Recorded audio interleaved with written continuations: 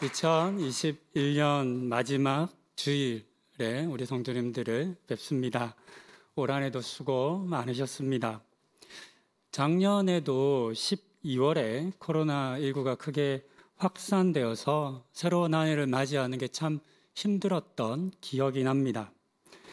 올해도 별 다르지 않네요. 오미크론 변이와 같은 그런 변이 바이러스가 확산되며 또 어려운 그런 연말을 우리가 보내고 있습니다. 그래도 작년보다는 좀 다행이라고 생각되는 것은 백신 접종과 보급이 이루어져서 많은 분들이 백신을 맞으셨다는 것입니다. 물론 그렇다고 해서 백신 맞았다고 코로나로부터 완전히 안전한 것은 아니기 때문에 우리가 계속 조심해야 하겠습니다. 그래도 중증으로 발전하지 않을 확률이 많이 높아졌다라고 하는 것만으로도 큰 다행이다 싶습니다.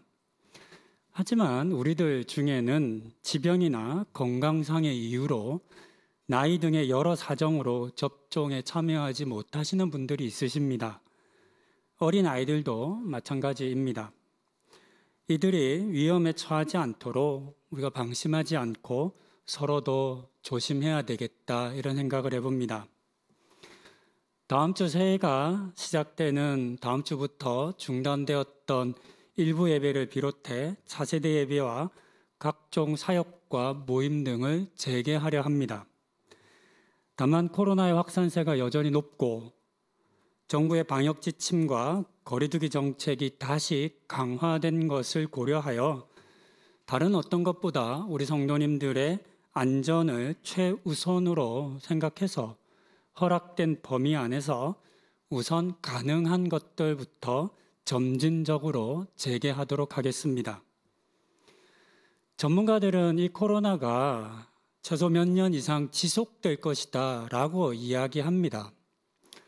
꼭 전문가들의 이런 예측이 아니라 하더라도 지난 2년간의 경험을 통해서 우리는 코로나가 하루아침에 사라지지는 않을 것이다 라고 하는 정도는 이제는 충분히 짐작할 수 있게 되었습니다. 이런 상황에서 코로나가 완전히 종식될 때까지 기다리고 멈추어 있을 수만은 없겠다 싶습니다.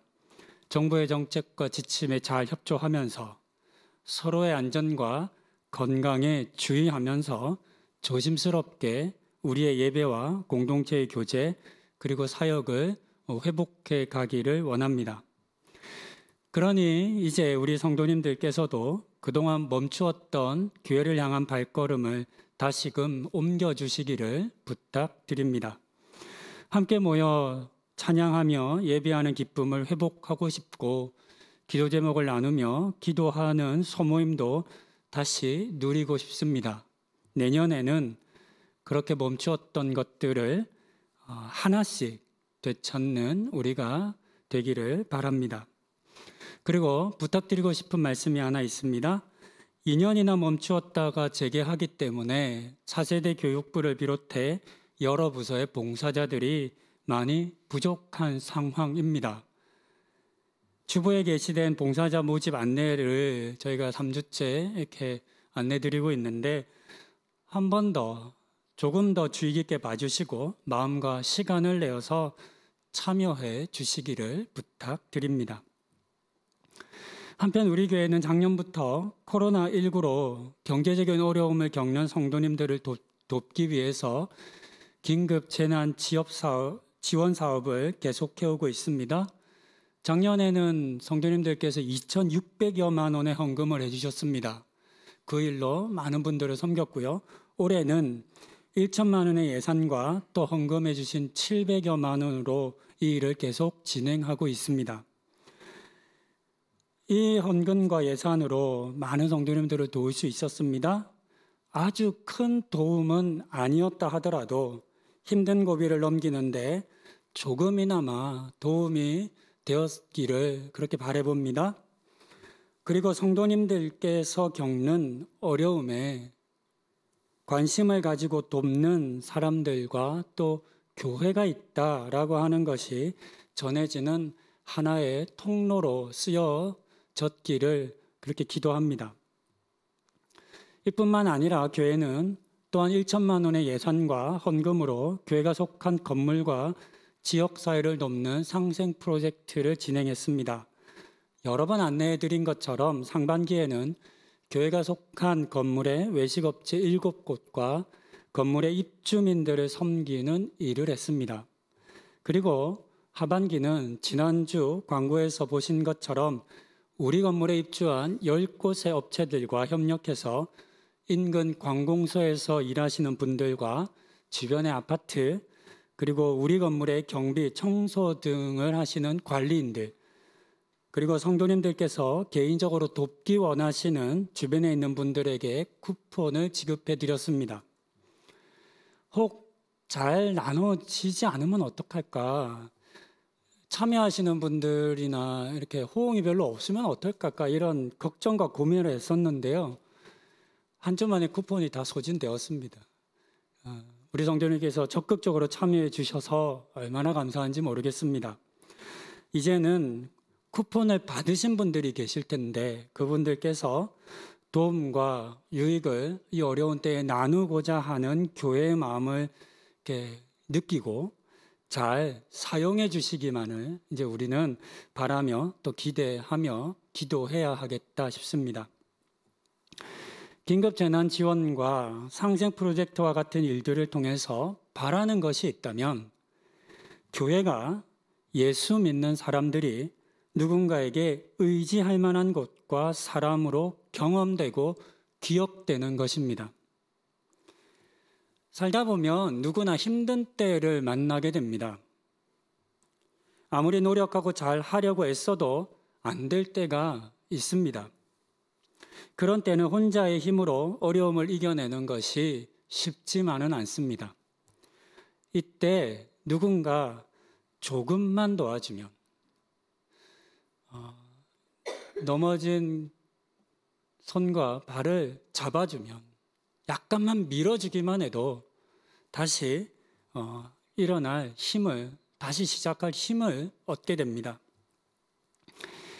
어렸을 적에 아버지께서 리어카를 끌고 짐을 나르거나 이런저런 물품들을 모아서 옮기셨던 기억이 납니다.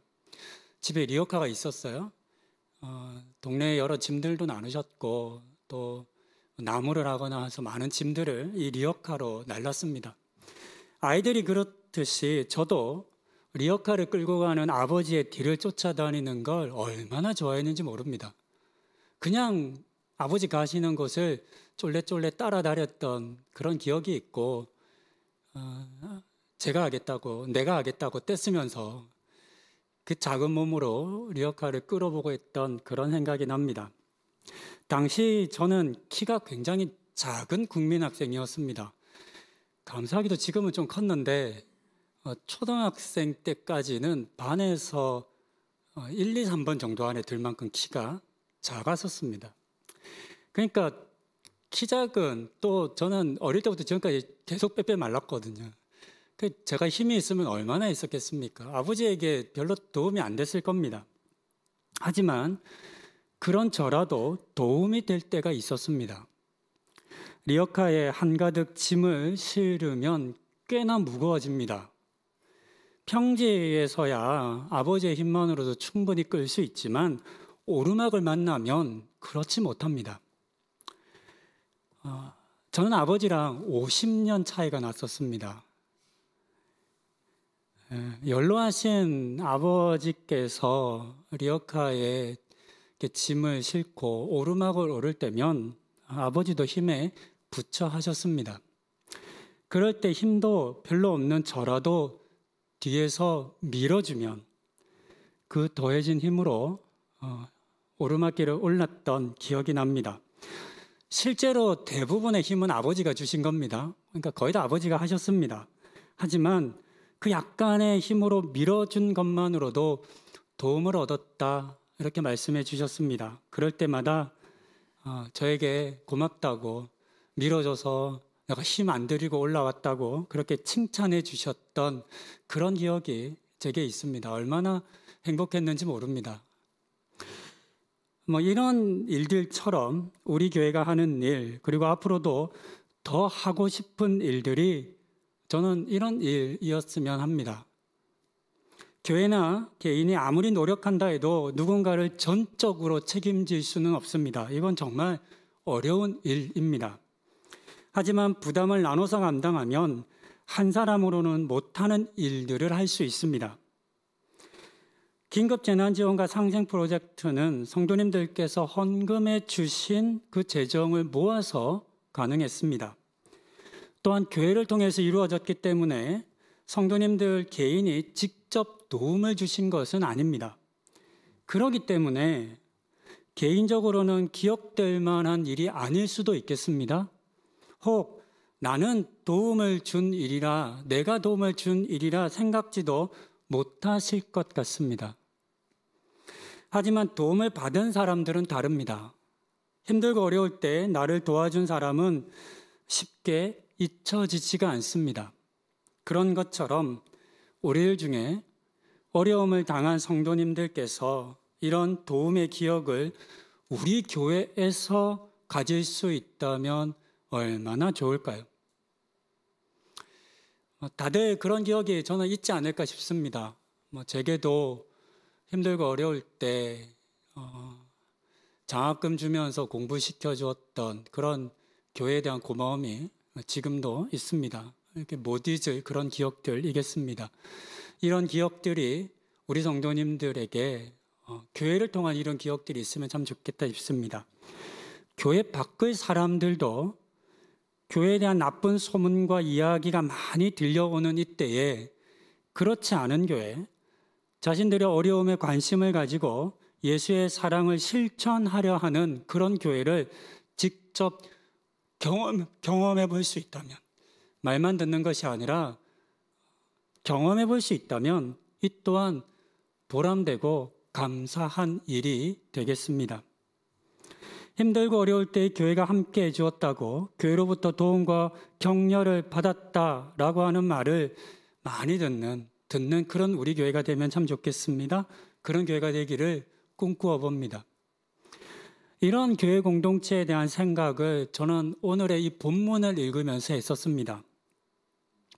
조금만 안 맞는 것 같긴 한데 저는 이 본문을 읽을 때마다 우리가 누려야 할, 우리가 소망해야 할 공동체가 떠올랐습니다. 예루살렘에 유월절 절기를 지키기 위해 왔다가 돌아가는 길에 있었던 사건, 어쩌면 일어나면 안 되는 그런 사건이라고 할 수 있는데요. 이 사건을 보면서 예수님과 그 가족들이 누리고 있었던 공동체에 저는 주목해 보았습니다. 이 공동체에 대한 이야기를 나누기 전에 먼저 본문의 내용을 간단하게 살펴보겠습니다. 예수님은 유월절 절기를 마치고 고향으로 돌아가는 길에 그 가족들과 함께 하지 않고 예루살렘에 남으셨습니다. 성경에 보니까 머무셨다라고 기록되어 있는데요. 어쩌다 보니 남은 게 아니라 의지를 가지고 남았다는 뜻입니다. 그런데 부모나 친척들에게 이것을 말하지 않았습니다. 게다가 부모도 예수가 어디에 있는지를 확인하지 않고 길을 떠났습니다. 이런 상황에서는 당연히 자녀를 끝까지 챙기지 않은 부모의 탓이 크다 하겠습니다. 하지만 3일 후에 만났을 때 성전에서 율법학자들과 랍비 등과 성경에 대한 이야기를 나누던 예수님의 모습을 보면 처음부터 부모를 따라갈 마음이 없었다라고 하는 것을 확인할 수 있겠습니다. 그렇다면 왜 예수님께서는 육신의 부모의 마음을 아프게 하면서까지 이렇게 행하셨던 것일까요? 물론 우리는 그 이유를 정확하게 알 수는 없습니다. 다만 추측해보고 생각해보는 것이겠죠? 예수님이 12살이었다라고 하는 이 성경의 기록을 통해서 우리는 짐작해 볼 수 있겠습니다. 12살은 매우 의미 있는 나이이기 때문입니다. 유대인 남자들은 13살이 되면 성인식을 치릅니다.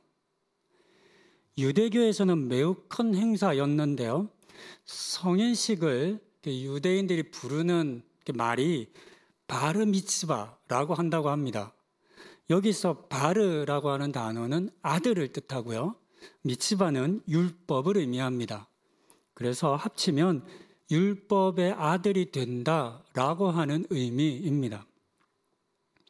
이 말처럼 성인식을 치른 이후부터는 스스로 율법을 지켜야 하는 사람으로 여겨지게 됩니다. 이것이 단순히 육체적인 또는 그런 의미의 성인식이 아니라 이제는 부모를 떠나서 스스로 율법을 지키는 삶을 살아야 한다라고 하는 의미로 유대인들은 성인식을 치렀습니다. 그런데 이 중요한 성인식은 가만히 있다가 13살이 되었다고 해서 그냥 치러주는 것이 아니라는 데 있습니다. 이제 성인이 되었다는 것, 율법 앞에 서는 사람이 되었다는 것, 율법을 지키는 사람이 되었다는 것은 율법을 알아야 가능한 일입니다. 율법을 모르면 율법을 지킬 수가 없는 거죠. 그래서 많은 사람들 앞에 자신이 성인이 되었음을 율법을 깨닫고 알고 지킬 능력이 있다는 사실을 증명해내야만 했습니다. 대표로 기도도 해야 했고요. 율법의 말씀 중에 한 부분을 읽고 그것에 대해서 사람들 앞에 강론해야 했습니다. 또 사람들의 이런저런 질문에 대한 답도 해야만 했습니다. 그러니까 결코 쉬운 과정은 아니었던 겁니다. 그래서 부모들은 자녀가 12살일 때부터 성인식을 준비했습니다. 1년간 특별 집중 교육을 한 것입니다. 이때 자녀 교육의 책임은 아버지에게 있었습니다. 아버지의 가르침을 따라서 기도하는 법을 배우고 성인식 날 회당에서 읽고 설명할 토라를 공부했습니다. 이 외에도 유대인의 법과 전통, 윤리, 제사법 등등을 배웠습니다. 그리고 부모들은 자녀들에게 성전 제사와 절기를 가르치기 위해서 12살이 되는 해에 자녀들을 데리고 절기 때에 예루살렘 성전을 방문했다고 합니다. 오늘 본문에서 예수님께서 12살에 동행했던 이유도 이런 이유 때문일 것이다 라고 생각합니다. 이처럼 12살의 예수님은 아버지로부터 많은 것들을 배우는 중에 있었습니다. 6월절 절기를 마치고 이제 모든 사람들이 집으로 돌아갈 때가 되었습니다. 그런데 예수가 함께하지 않았음에도 불구하고 요셉과 마리아는 동행 중에 있는 줄로 생각하고는 그 길을 나서고 말았습니다. 그렇게 하룻길을 간 이후에야 예수가 함께 있지 않다는 것을 발견하게 되었습니다. 아마도 밤에 이제 머물 여관과 같은 곳에서 이제 도착하고 이제 찾을 거잖아요. 그때에서야 예수가 없다는 것을 발견하지 않았을까 싶습니다. 그제서야 부랴부랴 친척들과 또 같이 돌아오던 마을의 사람들에게 예수를 수소문하며 찾기 시작했습니다. 하지만 예수는 없었습니다. 절기 때 예루살렘은 정말 많은 사람들로 가득 찹니다. 수많은 사람들로 혼잡했던 예루살렘, 원근각지에서 모인 사람들이 한꺼번에 고향으로 돌아가기 위해 쏟아져 나올 때였습니다. 여러 갈래의 길로 뿔뿔이 흩어지며 집으로 돌아가를 이때에 어쩌면 다른 일행의 무리에 섞여 엉뚱한 길로도 갔을 수도 있겠다 싶습니다. 이런 생각을 하면 요셉과 마리아는 얼마나 불안했을까요? 이런 불안과 두려움으로 왔던 길을 거슬러 올라가다 결국 출발점인 예루살렘에까지 이르렀습니다. 그리고 그곳에서 예수를 다시 만났습니다. 우리 성경에는 굉장히 부드럽게 표현되어 있는데요. 다른 성경 본문을 보시면 여기서 예수의 어머니인 마리아가 예수를 굉장히 강한 의조로 야단을 치는 그런 내용으로 기록되어 있습니다. 호통을 칩니다. 도대체 뭐하냐? 너 어떻게 우리한테 이럴 수가 있냐? 너가 그러면 안 되지. 우리 어머니들께서 이해할 수 없는 아들들의 모습에 야단치는 그런 이제 상황을 상상하시면 되겠습니다. 저는 충분히 이해가 되는 호통과 야단이라 생각을 했습니다. 근데 그때 예수께서는 49절에 답을 하셨습니다. 이렇게 얘기하셨습니다. 예수께서 이르시되 어찌하여 나를 찾으셨나이까? 내가 내 아버지 집에 있어야 될 줄 알지 못하셨나이까? 하시니. 어떤 의미일까요? 성경은 당시의 부모들이 이 말의 의미를 깨닫지 못했다고 했습니다. 그럼 오늘 우리는 어떤가요? 깨달으셨는지요? 아니요, 그렇진 않은 것 같습니다. 쉽지 않습니다, 이해하기가. 다만 추측해 볼 수 있는데요. 그것은 앞서 말씀드린 것처럼 12살의 때가 아버지로부터 특별한 훈련과 교육을 받는 기간이었다라고 하는 것을 통해서 짐작해 보는 겁니다. 육신의 아버지인 요셉은 예루살렘의 교육이 끝났다라고 생각을 했습니다.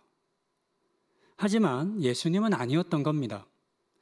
육신의 아버지를 통한 배움은 끝이 났겠지만 하나님 아버지를 통한 배움은 아직 남아있다는 겁니다. 오늘 본문에는 두 아버지에 대한 이야기가 나옵니다. 사실 이제 설교의 내용과 주제를 두 아버지를 비교하는 것으로도 할 수 있는데요. 요셉이라고 하는 육신의 아버지가 있고 하나님 아버지라고 하는 영의 아버지가 있는 거죠. 예수님께서 이 두 아버지로부터 교육과 훈련을 받는 그런 과정에 있다라고 이해할 수도 있겠습니다. 육신의 부모를 향해서 내가 지금 하나님 아버지의 집에서 하나님 아버지로부터 안전하게 보호를 받으며 또 내가 12살에 배워야 하는 것들을 배우는 중인데 왜 걱정하셨습니까? 무슨 문제가 있습니까? 라고 하는 조금은 엉뚱한 마치 동문서답과 같은 답을 그렇게 하신 것 같습니다. 그러니까 예수님께서는 내가 육신의 아버지로부터도 배우고 하나님 아버지로부터도 지금 배우고 있습니다. 그러니 걱정하실 일이 아닙니다. 라고 하는 답을 하셨다. 이렇게 생각해 볼 수 있는 겁니다. 여기까지 우리는 본문의 내용을 간단히 살펴보았습니다. 이제 다시 요셉과 마리아의 모습과 생각으로 돌아갑니다. 앞서 보았던 것처럼 요셉과 마리아는 예수가 동행 중에 있는 줄로 알고 하룻길을 갔습니다.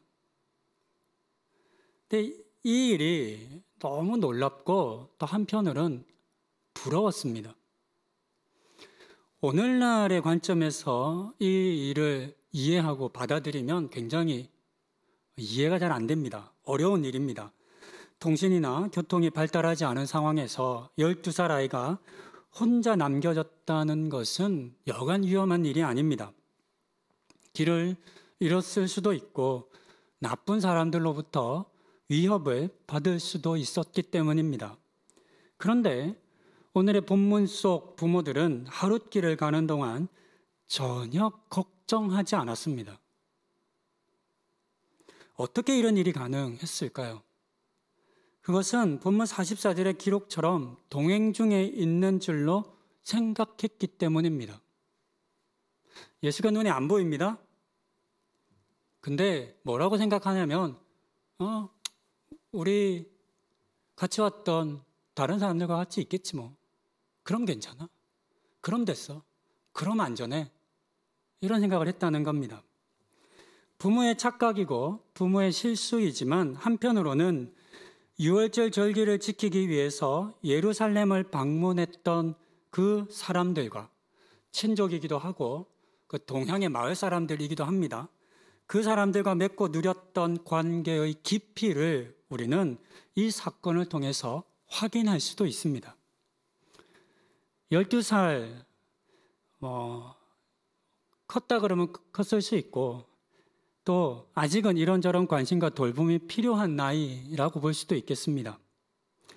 그럼에도 불구하고 그와 같은 것들을 전혀 고민하거나 걱정할 필요가 없는 그런 공동체를 이미 누리고 있었다라고 하는 사실입니다.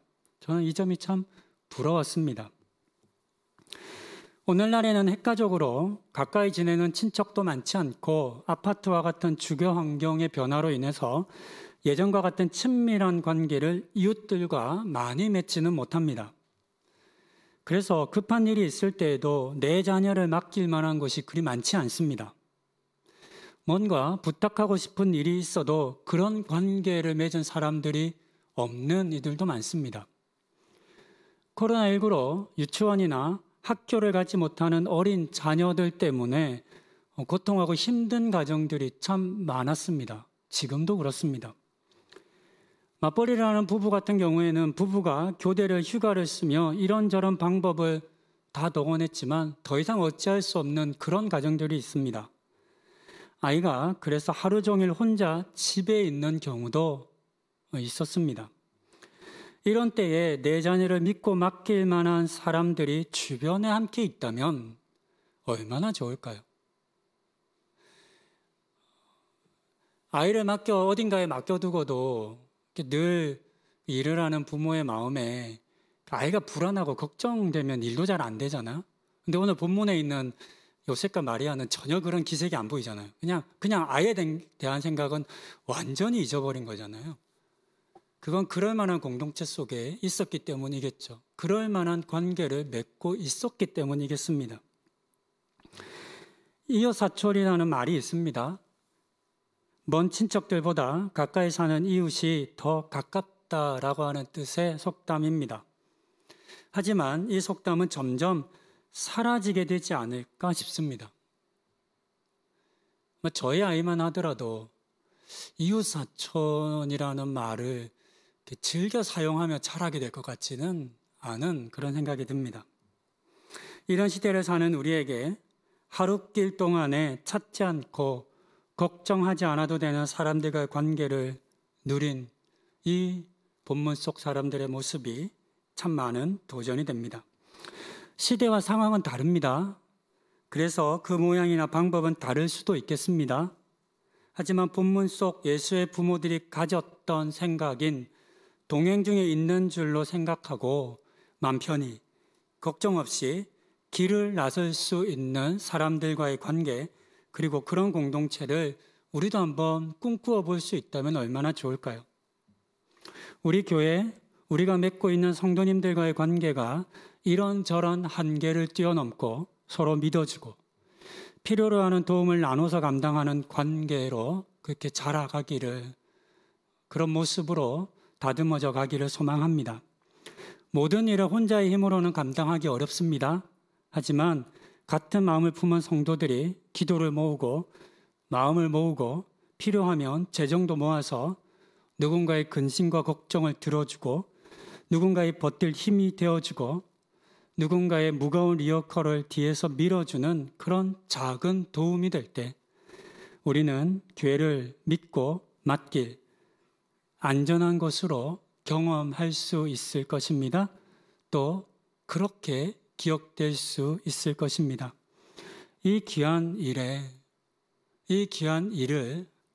함께 이루어 갈 수 있기를, 그런 교회 공동체와 그런 성도의 깊은 관계를 만들어 가실 수 있기를 소망하며 또 함께 하시기를 권면드립니다. 기도하시겠습니다. 아이가 내 눈앞에 없어도 아무 걱정 없이 먼 길 갈 수 있었던 요셉과 마리아가 누렸던 깊은 관계를 생각해 봅니다. 오늘날의 기준으로 판단하기보다 그들이 맺고 누렸던 그 깊은 관계를 공동체를 보게 하시고 또 사모하게 하옵소서. 오늘의 사회가 과거보다 많이 발달하고 또 나아졌지만 잃은 것도 많습니다. 서로를 믿고 신뢰하며 자녀들까지도 맡길 수 있었던 사람들과의 관계를, 그런 공동체를 되찾을 수 있으면 참 좋겠습니다. 그리고 그와 같은 일들이 믿음의 동역자들이 함께 신앙생활을 하는 우리 교회를 통해서도 이루어지는 경험을 하게 하옵소서. 많은 일들을 잘하는 교회, 큰 교회, 재정이 많은 교회로 소문나는 것이 아니라, 경험되어지는 것이 아니라 도움이 필요한 사람을 힘을 모아 돕는 교회, 나를, 내 자녀를, 내 신앙을 믿고 맡길 수 있는 그런 교회가 우리 교회가 되게 하옵소서. 이 모든 말씀 우리 주 예수 그리스도의 이름으로 기도드립니다. 아멘. 말씀 감사합니다.